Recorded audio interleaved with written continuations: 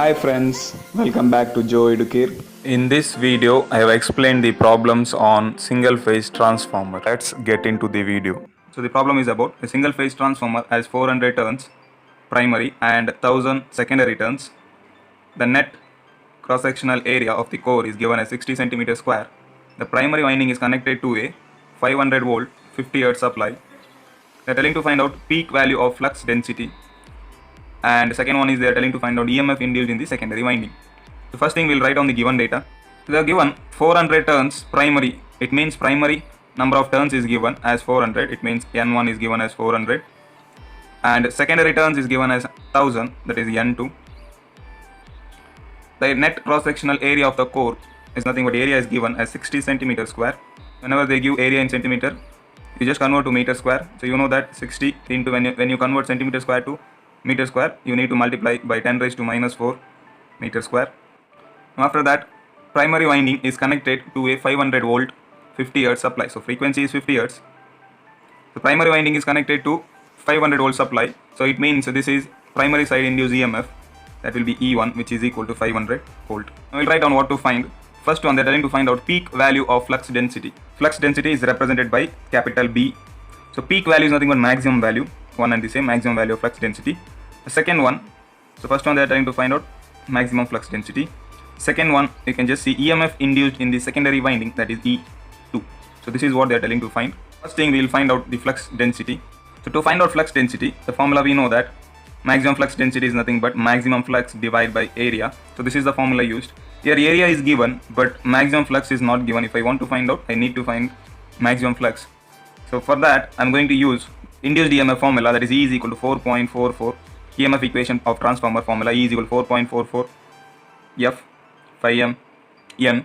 This was the general formula. So if I want to write for primary side EMF, that is E1 will be equal to 4.44 F phi m n1. In the same way, if I want to write for secondary side induced EMF, 4.44 F phi m n2. Now which formula can I use out of these two to find out maximum flux? Can I use second formula or the first one? If I use the first formula, you can just see E2 is not given. E2 is nothing but we need to find out the value. So E2 is not given. Rest everything is given in this first formula. Since E2 is not given, you are having two unknown in this formula. I cannot use first one. I am going to use second formula. Why? Because E1 is given. 4.44 is just a number. Frequency is given. Flux I need to find out. N1 is given. So I am going to use the second formula to find out flux. So I will rearrange the formula and I will write it for maximum flux, that is phi m, which is equal to, when I rearrange, I will get E1 divided by 4.44 F N1. So I will substitute all the values. So E1 is nothing but 500 volt divided by 4.44 into frequency is given as 50 Hz into N1 is given as 400. So when you simplify this, you will get the answer as 5.63 into 10 raised to minus 3. The unit for flux is Weber.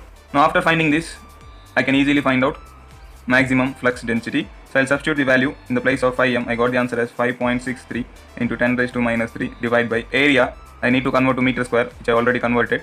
So 60 into 10 raised to minus 4. When you simplify this, you will get the answer as 0.9384. The unit for flux density is Weber per meter square.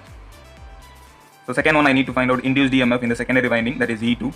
To find induced EMF in the secondary winding, I need to use the formula. So whichever formula is comfortable, you can use.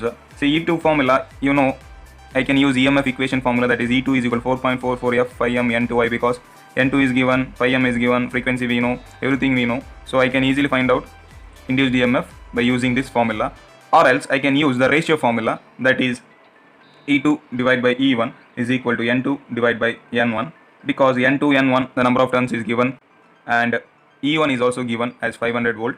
Only thing is I need to find out E2. Among these two formulas, I can use any formula to find out induced EMF. It is left to you. So I will use this ratio formula to find out induced EMF. So when I rearrange this, I will write it for E2, which is equal to N2 into E1 divided by N1. So I'll substitute all the values. E2 is equal to, N2 is given as 1000 into E1 is given as 500 divided by N1 is given as 400. So when you simplify this, you will get the answer as 1250. The unit for induced EMF is volts. So this is the way to find out induced EMF in the secondary winding. Bible verse to meditate on.